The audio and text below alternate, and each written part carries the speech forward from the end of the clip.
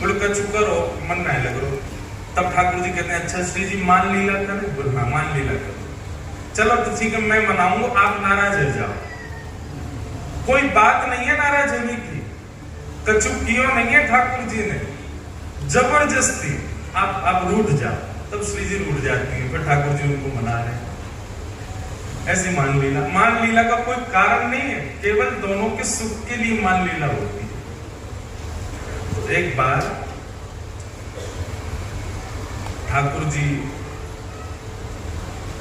कुंज में जैसे ही आए, कुंज में आते ही श्री जी ने ठाकुर जी को देखो और देखते ही मान प्रारंभ कर दियो।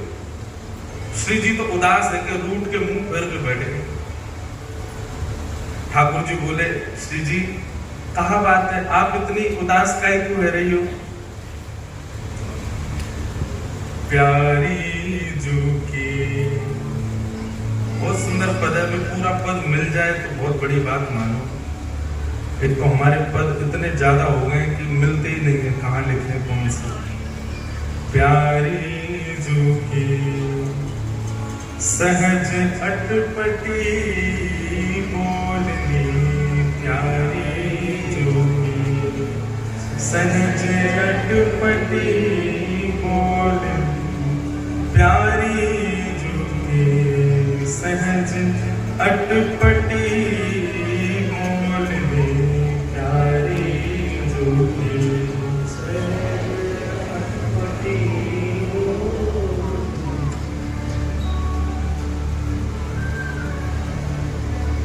किशोरी जी नाराज हो गई हैं ठाकुर जी से।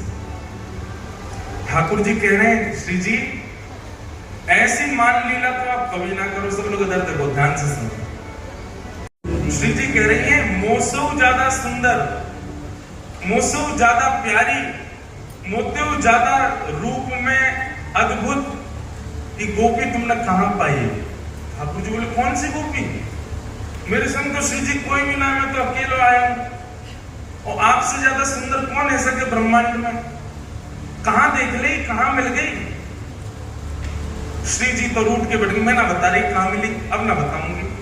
ठाकुर जी कहने जो कोई बात है? अरे नहीं बताओ तो सही, क्या बात है आप नाराज रह रही हो? कौन सी गोपी, कहां देख ली आपने?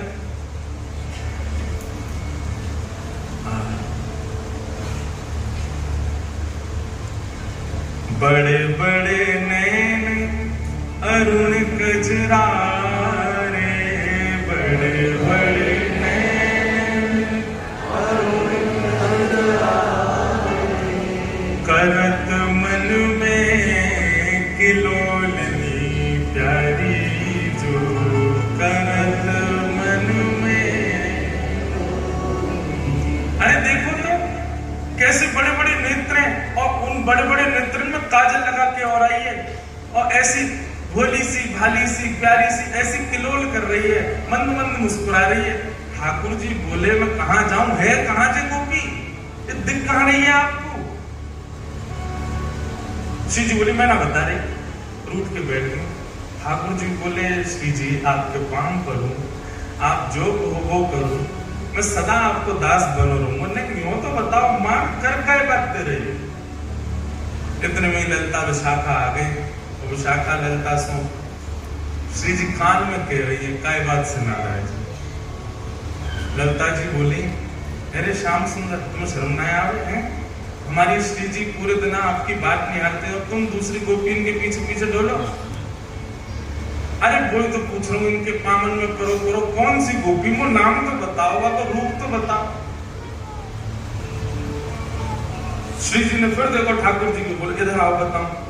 जैसे ठाकुर जी समीप आए तो ठाकुर जी ने गले में एक नील मणि पहन रखी, वह नील मणि को उठा करके श्री जी बोली देख ललिता यहाँ में जो छप रही है गोपी जी है। ललिता जी ने जैसे देखो तो वो छप नहीं रही है, नीलमणि के प्रतिबिंब में श्री जी अपने आप को देख रही हैं और अपने आप को देख करके कह रही हैं। नीलमणि के प्रतिबिंब में श्री जी स्वयं को देख रही हैं और कह रही है मोते हु रूप गुण सुंदर कहां पाई बिन मोलिनी, बड़े बड़े नैन अरुण कजरारे करत मन में किलोलिनी, प्यारी जू की सहज अटपटी बोलनी। ठाकुर जी के तो नेत्रन में प्रेमाश्रु भर गए, कंठ से लगा लियो श्री जी को और बोली आप कितनी भोली हो। अरे श्यामाजू, ये मेरी मणि में कोई और गोपी ना है जो आप अपने ही प्रतिबिंब को देख के अपने ही रूप गुण को बखान कर रहे हो। श्री जी बोली है सच में ये मैं हूँ? ललिता विशाखा बोली हाँ श्री जी आप ही हो, इतनी देर से अपने ही रूप को गुणगान गा रही हो। श्री जी तो ऐसी भोली दौड़ करके गई, हंसन लगी, बोली मैं हूँ कैसी भोली हूँ, मुझे पता ही ना चली, मैं अपने ही रूप को वर्णन कर रही इतनी देर से। अब ये लीला आपने सुनी, अब इसी लीला का चिंतन करते करते करते करते चिंतन में मानसी में दो भाग प्रधान होने चाहिए कि एक तो स्पष्ट लीला आपको पता हो, फिर उस लीला में सहचर्यों में स्वयं को भी रखो। जैसे ललिता है, जैसे विशाखा है, जैसे अन्य सखियां हैं, उन सखियों के साथ आप भी वहां उपस्थित हो। और दूसरा ध्यान आपको रखना है कि अपने साथ साथ अपने गुरुदेव को भी उस लीला में रखो, क्योंकि गुरुदेव के बिना आप मानसी में लीला में जाओगे आपसे अपराध बन जाएगा। हरिदासी परंपरा का तो नियम है कि गुरुदेव भी सखी रूप में आए हैं लीला में।